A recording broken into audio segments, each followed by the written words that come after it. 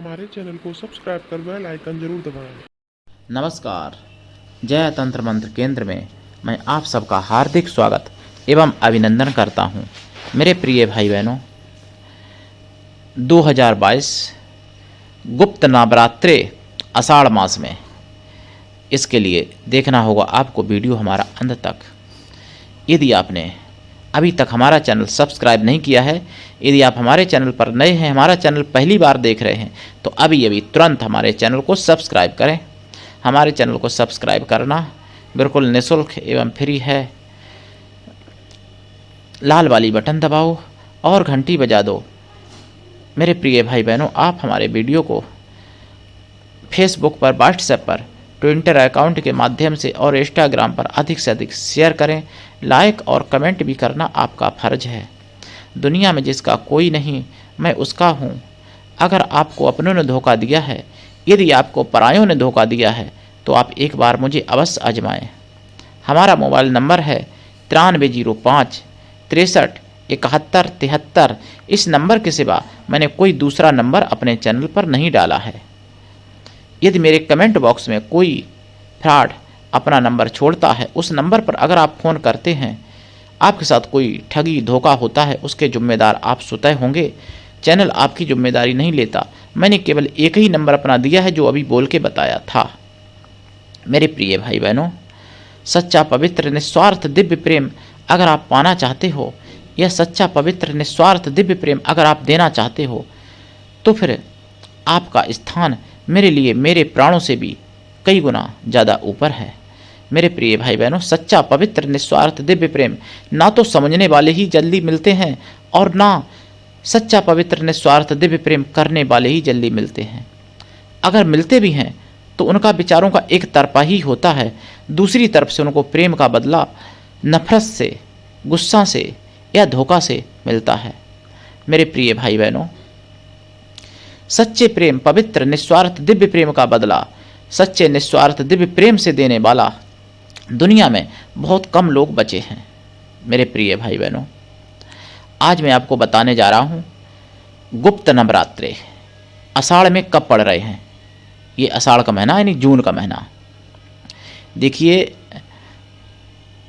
2022 30 जून से गुप्त नवरात्रे पूर्ण रूप से प्रारंभ हो रहे हैं। कुछ लोग 29 से मान रहे हैं, जबकि 29 से नवरात्रे प्रारंभ नहीं माने जाएंगे, क्योंकि 29 को 8 के बाद तक तो अमावस ही है, तो इसलिए उदया तिथि अमावस ही मानी जाएगी 29 को। तो 28 और 29 को 2 दिन की अमावस है, इसलिए गुप्त नवरात्रे पूर्णतया 30 तारीख से 30 जून से प्रारंभ होंगे, और ये गुप्त नवरात्रे 8 जुलाई को समाप्त होंगे। तो ये गुप्त नवरात्रे जो होते हैं, इनमें आप कोई सी भी साधना कर सकते हैं। जैसे आश्विनी नवरात्रे होते हैं, जिनको शारदीय नवरात्रे कहते हैं, और चैत महीना के नवरात्रे होते हैं, होली के बाद जो पड़ते हैं। तो ये तो सभी जानते हैं, लेकिन गुप्त नवरात्रे और होते हैं जो माह में और आषाढ़ में पड़ते हैं, माघ महीना में और आषाढ़ के महीने में। तो गुप्त नवरात्रे जो होते हैं, ये 10 महाविद्याओं की साधना के लिए और बड़ी बड़ी सिद्धियां साधना करने के लिए, तथा अपनी सिद्धियां साधना की हुई उनको जागृत करने के लिए, यानी जो मंत्र जिनके डिस्चार्ज हो जाते हैं, जैसे मंत्रों का प्रयोग करते करते उनकी शक्तियां कम हो जाती हैं, तो उनको पुनः शक्तियां बढ़ाने के लिए प्रयोग में लाया जाता है गुप्त नवरात्रों में। और गुप्त नवरात्रों में गुप्त ही सिद्धियां प्राप्त हो सकती हैं। गुप्त रखना चाहिए। कोई भी गुप्त मंत्र, मतलब तांत्रिक मंत्र, जो गुप्त मंत्र होते हैं, तो वो गुप्त नवरात्रे में जपने से बहुत ही ज़्यादा लाभ होता है। गुप्त नवरात्रे में और वैसे भी नवरात्रे में, साल के 4 नवरात्रे होते हैं, देवी पुराण में लिखा हुआ है। तो 4 में 2 गुप्त नवरात्रे होते हैं, जो परम सिद्धि पुरुषों के लिए और साधकों के लिए बनाए गए हैं। और जो 2 नवरात्रे, वो तो आम इंसान भी पूजा करते हैं, सभी करते हैं, मतलब सिद्ध पुरुष भी करते हैं और आम लोग भी करते हैं। लेकिन गुप्त नवरात्रे जो होते हैं, वो सिद्ध पुरुषों के लिए, महापुरुषों के लिए हैं, क्योंकि आम इंसान उनमें पूजा करने को मना नहीं है, लेकिन उनके नियम थोड़ा कठिन भी होते हैं और उनमें शक्तियाँ भी प्रकट भी हो जाती हैं, लेकिन उग्रता भी होती है। गुप्त नवरात्रे उन लोगों के लिए हैं जो साधक हैं, महापुरुष हैं या साधक हैं, साधना पथ पर चल रहे हैं, जिनकी साधनाएं हो चुकी हैं कई एक, जिनको सिद्धियां मिल चुकी हैं, जिन्होंने कई एक पुरुषचरण कर लिए हैं, तो ऐसे लोग गुप्त नवरात्रि में साधना अगर करते हैं तो उनको अतिशीघ्र 9 दिन के अंदर ही सिद्धि प्राप्त हो जाती है। मेरे प्रिय भाई बहनों, गुप्त नवरात्रि इस बार आषाढ़ में 30 जून से प्रारंभ होके और 8 जुलाई तक रहेंगे। 8 जुलाई को नवमी पड़ेगी, यानी नवरात्रि समाप्त होंगे। तो कुछ लोग तो नवमी को ही समाप्त कर देते हैं, हालांकि नवमी को समाप्त कर सकते हो। वैसे 10वीं को अगर व्रत समापन किया जाए तो ज़्यादा अच्छा है। गुप्त नवरात्रि व्रत भी रहा जाता है और गुप्त नवरात्रि का जप भी होता है, मतलब गुप्त नवरात्रि में जप भी किया जाता है। गुप्त नवरात्रि में तो अगर आप उन्हीं दिनों में जप करते हैं 9 दिन तक, बहुत अच्छी बात। अगर आप उन दिनों से कोई भी साधना प्रारंभ करके और 45 दिन 41 दिन ले जाते हैं, या 3 महीना या 108 दिन, जैसी भी आपकी इच्छा, 51 दिन, 21 दिन, 11 दिन अगर आप करते हैं तो वो अतिशीघ्र यानी तुरंत फल देती है, ऐसा कहा गया है। और गुप्त नवरात्रि में तो सभी शक्तियाँ सिद्धियाँ जागृत रहती हैं, तो उनकी साधनाएं करने से अतिशीघ्र यानी बहुत ही ज़्यादा मात्रा में फल प्राप्ति होता है। इसलिए गुप्त नवरात्रों का विधान सिद्ध और साधकों के लिए है, क्योंकि आम इंसान इसलिए नहीं कर सकता इसको कि जैसे किसी व्यक्ति को अगर दौड़ना तेज ना आता हो तो वो धीरे धीरे अगर चले तो दौड़ने वाले की बराबरी नहीं कर सकता, और जो दौड़ने में अभ्यस्त होगा वो दौड़ने वाले की बराबरी कर सकता है, उससे मुकाबला कर सकता है। देखिए, जितना कोई चीज़ सरल होती है पाना, उतनी उसमें कठिनाई भी होती हैं, ये समझ लो आप। जितनी चीज़ महत्वपूर्ण होती है उतनी मुश्किल से मिलती है, और जितनी प्यारी चीज़ होती है जिसको आप सबसे ज़्यादा प्रेम करते हो, वो चीज़ दूर ज़्यादा जाती है, जल्दी जाती है।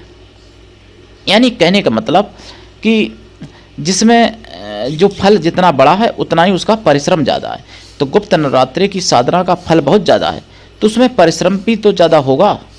मेरे प्रिय भाई बहनों, गुप्त नवरात्रि में व्रत आप रख सकते हैं, जो रखना चाहें, आम लोग भी रख सकते हैं।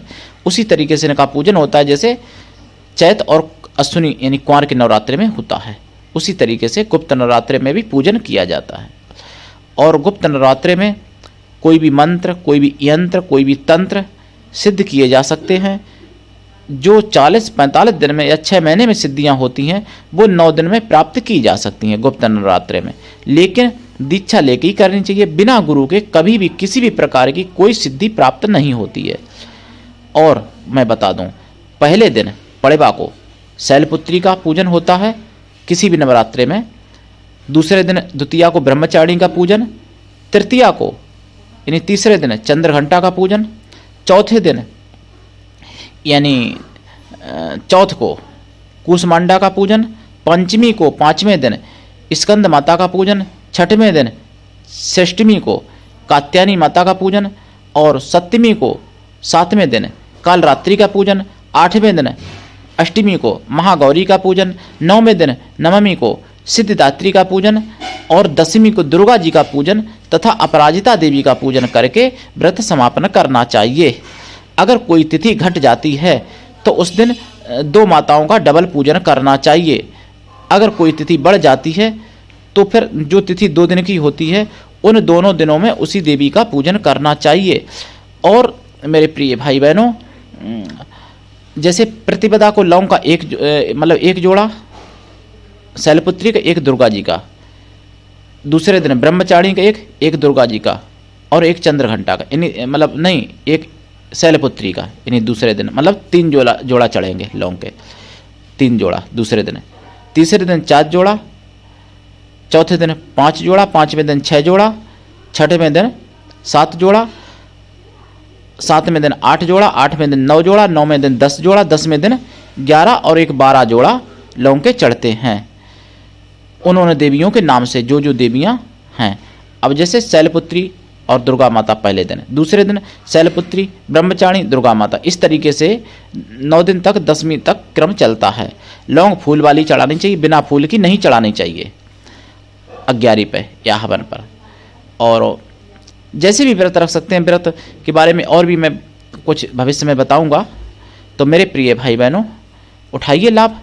अगर दीक्षा नहीं ली तो व्रत तो रख ही सकते हैं, और जो भी गुरु हैं या जिनको गुरु मानना चाहते हैं, भविष्य में बनाना चाहते हैं, उनसे अनुमति लेके अपना व्रत पूजन कर सकते हैं। ठीक है। और कोई अगर कन्फ्यूजिंग हो तो आप पूछ लेना। और हाँ, मेरा मोबाइल नंबर जो है चालू रहता है दोपहर यानी भारतीय टाइम के अनुसार दोपहर 12 बजे से लेके 2 बजे तक, यानी 2 घंटे के लिए। 2 घंटे के लिए मैं अपना मोबाइल ज़रूर खोलता हूँ आप लोगों से बात करने के लिए। मैं राष्ट्रीय अध्यक्ष कृष्ण दल आपसे निवेदन भी करता हूँ, अगर आप मानवतावादी हैं तो हमारे संगठन में अवश्य जुड़ें।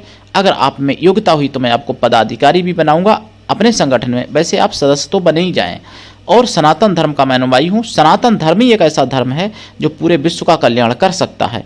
सनातन धर्म के हिसाब से मैंने आपको व्रत का नियम बताया, लेकिन ये व्रत से कोई भी फायदा उठा सकता है। हमारे दिए हुए ज्ञान से किसी भी जाति धर्म से संबंधित किसी भी देश में रहने वाले आप लोग विश्व के किसी भी कोने में रहते हैं, तब भी आप मेरे द्वारा फायदा उठा सकते हैं। मैं अपने चैनल पर आयुर्वेदिक ज्ञान, ज्योतिष शास्त्र का ज्ञान, तंत्र मंत्र का ज्ञान, तीर्थ त्योहार के ज्ञान, रतन रुद्राक्ष का ज्ञान, सत्संग, प्रवचन, परब आदि का ज्ञान देता हूँ, डालता हूँ। तो आज के लिए इतना ही। धन्यवाद। जय श्री राम।